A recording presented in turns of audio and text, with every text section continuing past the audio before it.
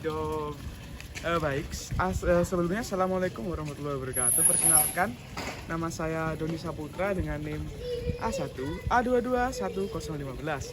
Saya mahasiswa dari Pendidikan Sejarah angkatan 2021. Nah, video ini dibuat untuk memenuhi tugas psikologi pendidikan, yaitu belajar dan mengajar dalam perspektif psikologi, yaitu mengenai pendekatan holistik. Nah, itu belajar dan mengajar dan psikologi. Ini adalah psikologi mengajar. Jadilah belajar mengajar dalam perspektif psikologi. Nah, kita akan melakukan dalam menggunakan pendekatan holistik. Nah, di dalam pendekatan holistik itu terdapat dua cabang lagi, yaitu teori konstruktivisme dengan teori sosiokultural. Baik, sebelum kita lanjut kepada materi, alangkah baiknya kita harus mengetahui apa itu psikologi. Nah, psikologi merupakan sebuah ilmu pengetahuan yang disesuaikan dengan arah, minat, dan aliran-aliran pada saat itu. Sehingga terkadang psikologi didirikan dalam hubungan dengan disiplin ilmu biologi, sosiologi, atau bahkan disiplin ilmu filsafat. Kemudian, melalui pengertian yang tadi, dapat disimpulkan bahwa psikologi adalah studi tentang keterkaitan pikiran dan perilaku individu dalam kelompok lingkungan sosialnya. Pada prinsipnya, psikologi adalah ilmu yang mempelajari tentang perilaku manusia, baik secara individu maupun kolektif, atau secara menyeluruh maupun orang banyak. Dalam konsep belajar mengajar juga, itu tidak lepas dari kesehatan mental individu maupun secara kelompok. Nah, maka dalam proses belajar mengajar juga harus diimbangi dengan ilmu psikologi juga. Nah, untuk kasus-kasus mengenai melalui pendekatan holistik, ada beberapa kasus yang akan kita bahas pada selanjutnya. Dalam perspektif psikologi, belajar dan mengajar adalah dua proses yang saling terkait dan saling mempengaruhi di antaranya. Pendekatan holistik dalam belajar dan mengajar mengacu pada pemahaman bahwa individu adalah makhluk yang lumayan kompleks karena terdiri dari berbagai aspek yang saling berinteraksi atau keterkaitan. Nah, dalam pendekatan holistik, pendidikan tidak hanya melibatkan pada proses kognitif belajar, melainkan juga melibatkan aspek emosional maupun psikologi, sosial, dan fisik individu. Nah, kemudian saya nanti akan membahas pendekatan holistik beserta dua contohnya atau dua contoh kasus yang sangat relevan di kehidupan. Nah, namun sebelum masuk ke situ, adapun teori belajar dalam pendekatan holistik. Nah, yang pertama itu adalah teori konstruktivisme. Nah, ada yang tahu nggak kira-kira apa teori konstruktivisme?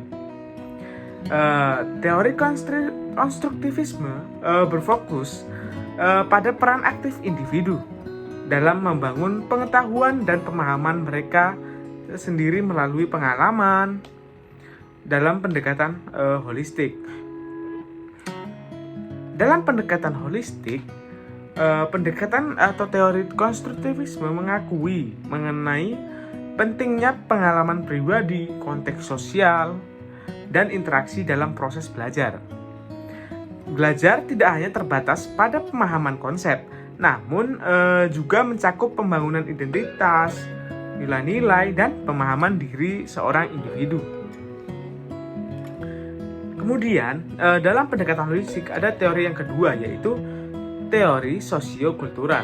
Nah, apa sih teori sosiokultural? Nah, yang dimaksud teori sosiokultural itu adalah teori yang menekankan peran penting interaksi sosial dan lingkungan dalam pembentukan pengetahuan dan pembangunan individu. Dalam pendekatan holistik, teori ini sangat menekankan bahwa belajar tidak hanya terjadi dalam ruang kelas, tetapi juga melalui interaksi dengan orang lain. Contohnya pengalaman di luar sekolah dan lingkungan sosial yang lebih luas. Contohnya kita berorganisasi di sekolah, kemudian kita terjun langsung ke dalam kehidupan masyarakat. Baik, setelah teori, saya akan langsung menjabarkan satu kasus. Kasus yang pertama, yaitu kasus pendidikan inklusif. Nah, dalam pendekatan holistik, pendidikan inklusif adalah prinsip yang mengusahakan agar semua individu itu, termasuk mereka dengan kebutuhan khusus, mendapatkan pendidikan yang setara atau yang sama. Dalam konteks ini, belajar dan mengajar tidak hanya berkaitan dengan aspek akademik, tetapi juga melibatkan aspek sosial dan emosional atau psikologi seseorang ataupun individu. Nah, contoh kasus ini melibatkan seorang anak dengan kebutuhan khusus yang telah dimasukkan ke dalam kelas yang reguler atau kelas biasa. Nah, pendekatan holistik dalam mengajar anak tersebut adalah melibatkan strategi yang memperhatikan kebutuhan individual anak, seperti menggunakan metode pengajaran yang beragam, visual, auditory, dan kinestetik.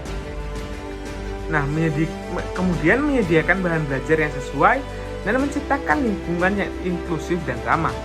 Guru juga akan berfokus pada pengembangan keterampilan sosial anak tersebut, seperti kerjasama, toleransi, dan empati. Nah, dalam kasus ini, pendekatan holistik mengakui pentingnya mengajar dengan mempertimbangkan aspek fisik, kognitif, dan sosial anak tersebut.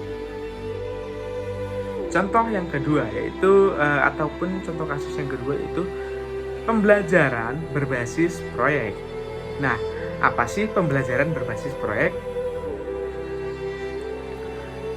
Pembelajaran berbasis proyek adalah metode belajar yang melibatkan siswa dalam proyek nyata yang membutuhkan pemecahan masalah, kerjasama, dan penerapan.